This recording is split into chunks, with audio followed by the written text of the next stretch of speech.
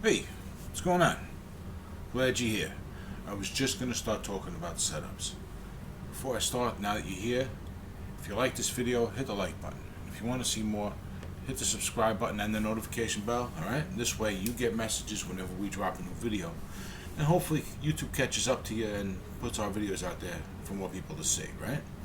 So, I'm going to talk about setups, alright? Now, you remember my video about beginner guitar buying tips, right? I'm sure you saw, right? Right. Anyway, so in that video, I talked about a lot of stuff a few things that you should be looking for or avoiding. A couple to look for, a couple to avoid in your first guitar. And then I started talking about how you should be sitting in the place and you should be playing as many as you can, and getting a feel for exactly what you want before you decide on your first guitar, right? So for this one, we're going to take it from there, all right? So you just figured out which guitar you want to pick as your first guitar, right? Awesome, okay? It's comfortable, more or less. You generally have an idea that this is a comfortable neck, right? And this is the body style you like and everything, so you're ready to go.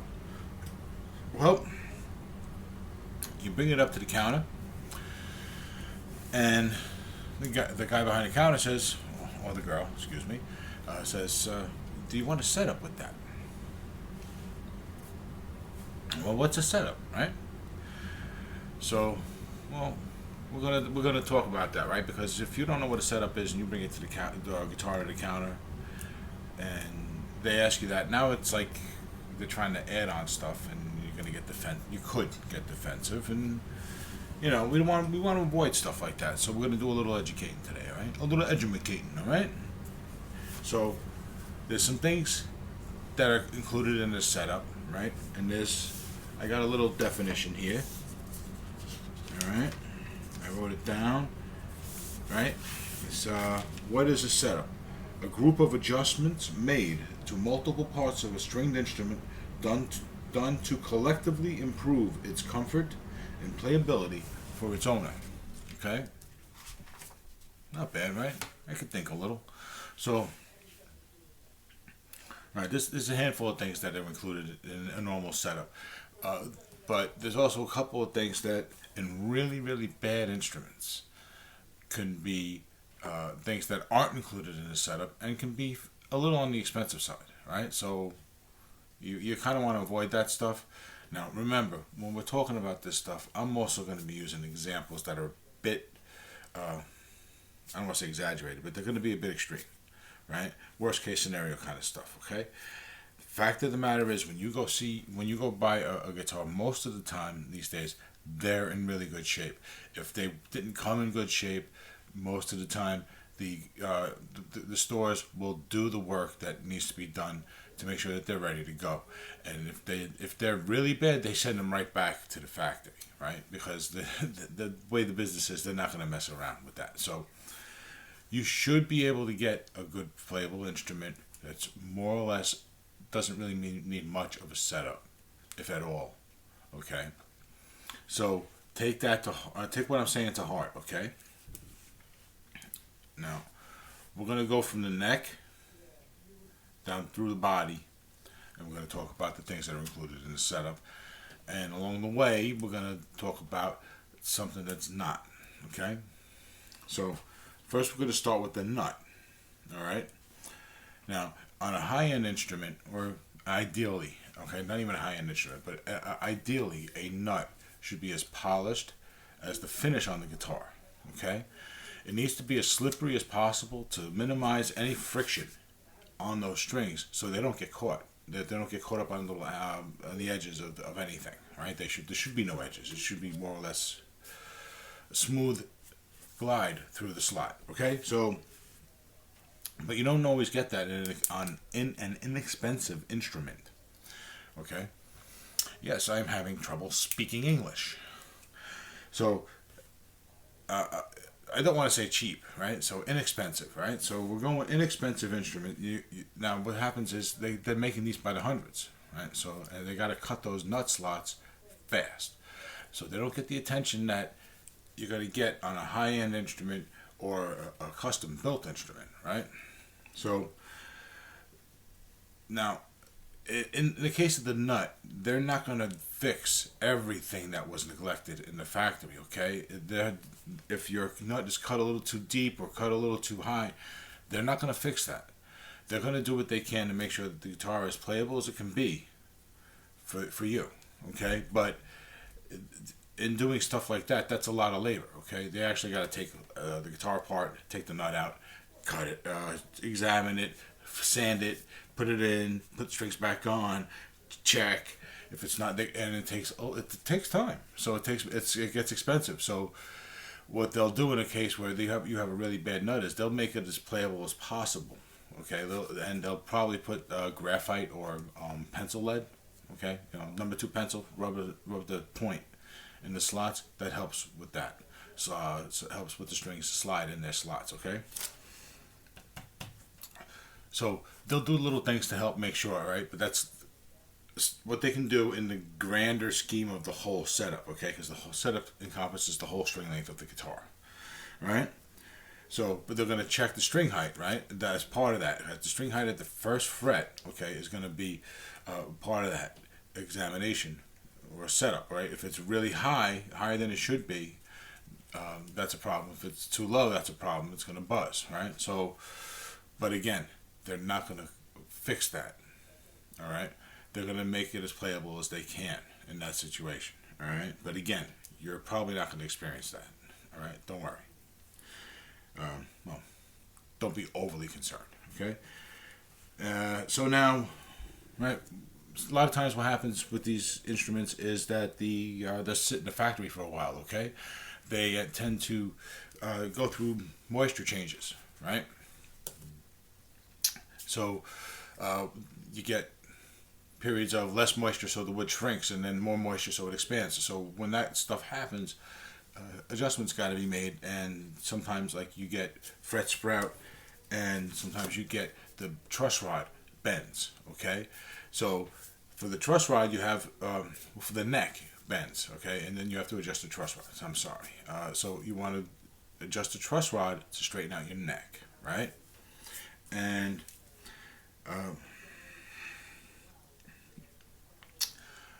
the other thing with this is the fret wire, okay? With all that moisture changes and everything, that can cause fret sprout, okay? Here's where things get a little confusing, because fret wire is not included in a setup, okay? We're gonna stay here, but we're gonna go in a little broader into the fret wire real quick. Fret wire can be poorly placed in the neck so that it's higher than it should be. It could be unfinished so that it's higher than it should be. In cases like that, it gets expensive to fix, so that is not part of a setup, okay? Sometimes what happens is fret sprout. That's actually fairly common in guitars, a fret sprout, okay? And it's where it sticks out the sides, all right? Now, when that happens, it can be a fairly quick fix if you know what you're doing. So it's not considered to be part of a setup, okay? Now, however, in a given ideal situation, you may get a little bit of that kind of attention. I'm talking about the fret ends now. If you're in a situation where you're buying the guitar and you're buying the amp and you're signing up for lessons and all that, and then, you know what I mean? So they might address little things like fret ends, because that's that can be a fast fix, and not charge you for it as a gesture of goodwill for a new student who just spent $500 on his first gear. You know what I mean? But otherwise, that is not part of a setup, and it shouldn't be, okay? Because it's part of a larger set of things that get done to a guitar neck that are a little more specific, and this is specialized training, so they need to get paid for it, okay? So, really quick, that's fret wire. That's something that you should not expect as part of a setup, okay?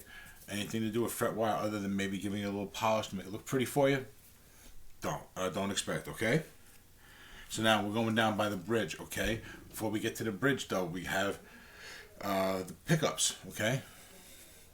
pickup height can be too high, it can be too low.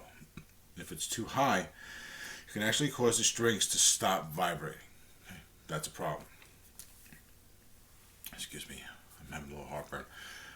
If it's too low, then you're not going to be hearing the full tone of those pickups, okay, or the instrument. So that's not good either. So a pickup height adjustment may be included in a setup. Okay, now onto the bridge. There's a couple of things, or several things. There'll be three that we're going to be talking about real quick, as that's part of a setup. Okay, that is.